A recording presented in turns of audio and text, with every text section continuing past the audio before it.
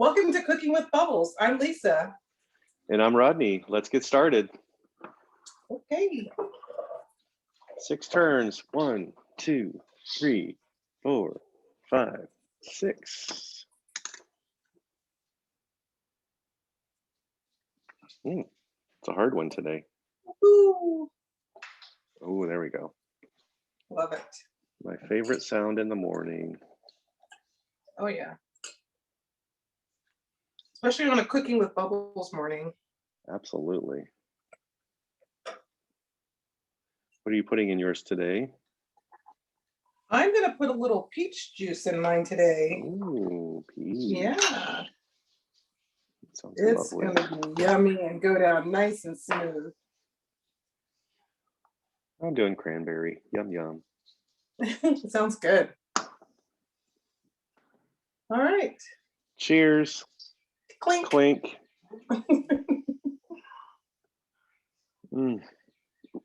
Wow. That is yummy. That is really yummy. So refreshing. Well, we're back doing what we love doing, and that's cooking while drinking Prosecco. So we would invite everyone who's watching us to pour your own glass of bubbles and enjoy the show. And I also want to point out, we're wearing our nice new branded aprons, and we'll tell you later in the show how you can get one of your very own. Sounds good. So, like you said, we're cooking with bubbles today. I'm in my kitchen, you're in your kitchen. And with everybody kind of staying home a little bit more these days, it just is our way of being able to still spend time together doing the stuff that we really enjoy doing. So that's what we're going to do today, is cook and drink our bubbles together. And you don't have to clean up after me. Clink on that. That's yes. So Lisa, what are we making today? So I found a recipe, and we're going to be making roasted red pepper and tomato soup. Ooh. Yeah. And I'm just going to have a little bubble to that. Drink to that. That is really good with the peach juice. So anyways, I've been making tomato soup for a long time. The recipe that I normally use is really quite decadent. It uses a couple of cubes of butter and a cup and a half of heavy whipping cream. So when I was looking for something this time, I wanted something a little bit more healthful. So I found this one, and it sounds really good. It's going to include roasted, fire roasted tomatoes, roasted red peppers, some chicken broth, onions, garlic, red wine vinegar, salt, Italian seasoning, brown sugar, paprika, and some red pepper flakes. Sounds so delicious. Those are the ingredients that are in it.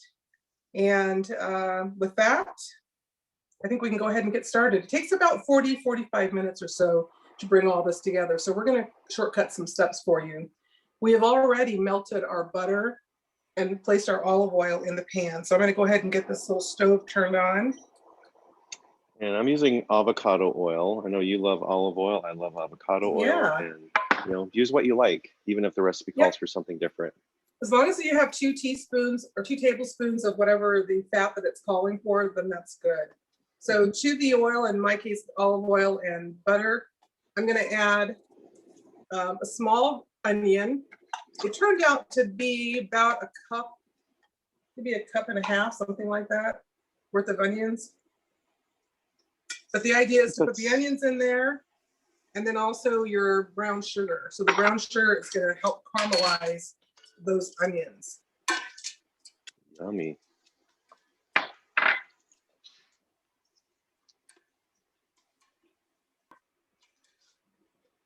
Welcome back. Now that our onions are caramelized, mine look nice and brown.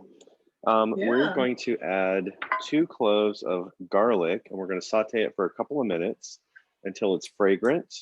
And I'm actually using the frozen chopped garlic cubes because they're easy, and I don't ever have any waste. I don't ever throw away garlic because they're in the freezer. Yeah. Yeah, oh, that smells good. Oh my goodness. So we're going to let that cook for a couple of minutes. Yeah. And then we'll come back and go to the next step. Well, I think it's time to take a sip because this smells so good. I agree. It does smell amazing. Mm. Well, the next part of this is really simple because this is when we start to really build our soup. First thing we're going to do is we're going to add 3 cans of roasted tomatoes, fire roasted tomatoes. So that's going to go into the pan. After that, we're going to go ahead and toss on top of it a drained 16-ounce can or jar of roasted red peppers. And that guy goes in there.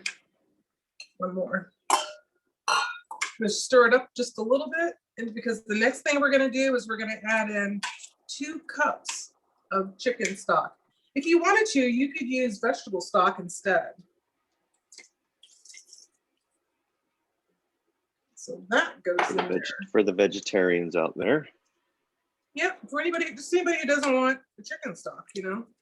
Yeah. So that's going to come together. And the idea for this now is for us to let it come to a boil, and then we're going to let it simmer for about 20 minutes. So let's just turn that temperature up a hair. And then we'll be right back. And just a tip on kitchen safety, when you're opening any sort of canned food, particularly the tomatoes, you want to make sure that you're being very careful to keep the sharp edges away from the tender parts of your body, so that you don't have any kitchen mishaps. So safety is important in all shapes and forms. And when you're dealing with metal, it's really important to be aware of where those sharp edges are. Good tip. Welcome back. Our soup has been simmering now, and we're going to season it with some additional spices. Cool. We're going to put in about a teaspoon of salt, 2 teaspoons of red wine vinegar. Got these pre-measured. 2 teaspoons of red wine vinegar. We're going to put in a teaspoon of Italian seasoning.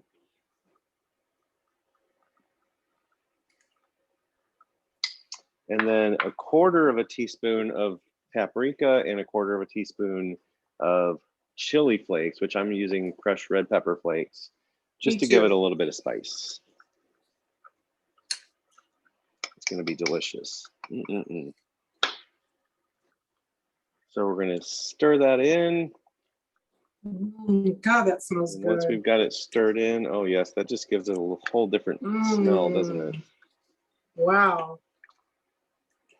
And the next thing we're going to do. Next thing we're going to do is you're going to tell us.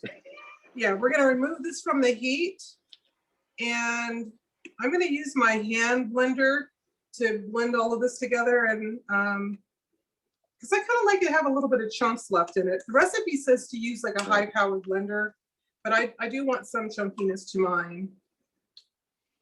Yeah, and I'm going to use a chopper. I have a very large chopper, and it's all glass, no gasket, so it's a little bit bigger, easier to use than a blender. And I'm going to use that to grind this up into soup and make it nice and smooth. So we're going to do that and save your ears from the sound of blending. Sounds good.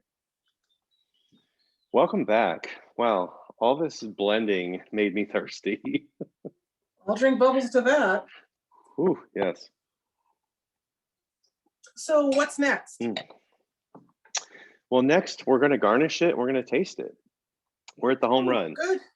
So the recipe calls to garnish with basil, crumbled goat cheese, croutons, but you can garnish it with whatever you like. I'm going to garnish mine with some goat cheese because I love goat cheese, and with some dried basil because it's what I have. Yeah, that looks so good.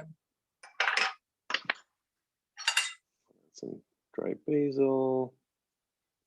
A little bit of goat cheese. I'm using goat cheese also. And I have just recently made some Italian dish, so I've got some fresh basil, so I'm going to sprinkle some of that on.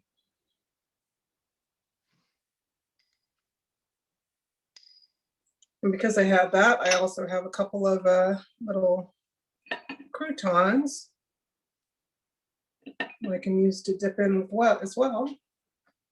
That looks pretty. I have to take a picture of that. Hey, totally got to take a picture of that. Looks amazing.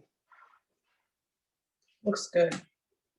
Can't wait to taste it. All right, here Ready we to go. taste it? Yes. I'm ready. I'm ready. Mm. Oh my Wow. goodness. That is definitely a home run. And not nearly as much fat as what I'm used to having in mine. Oh, that's so good. The fresh basil, the melting of the goat cheese is really, really good.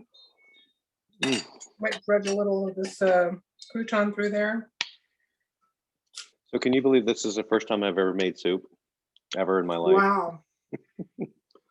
That's wild. Well, now you can make it going forward. It's really, really good. So happy to found this recipe. It was so easy. I mean, it really didn't take that much time. The ingredients mostly I had in my kitchen already. Yeah. And I've got to look at how much I have left. I mean, this is going to feed us for a couple of days. Awesome. Yeah. Awesome. Well, we'd like to thank our virtual audience for joining today. We also would like to thank our sponsor, Cork Tray, for making these lovely trivets that we're both using to keep our counters safe from the hot things we're placing on them. And we'd like to remind you to subscribe to our YouTube channel and like us on Facebook at facebook.com. This is where you will find all of our recipes and photos of our dishes that we've made on the show. And we mentioned earlier that we would tell you how to get these cool aprons if you want one. You can send us an email. We have them in black, blue, red, and white. So they're available for you. They're a one size fits all kind of a deal. No pockets, nice long strings. They're really good. Yes. And if you have any suggestions for recipes or that you'd like to see us make on Cooking with Bubbles, you can also send those to us by email. And you can send your photos of things that you've made if you've made something that we've also cooked. Our email address is cookingwithbubbles@yahoo.com. Well, that takes care of it for today. I'm Lisa. And I'm Rodney. See you next time. Bye.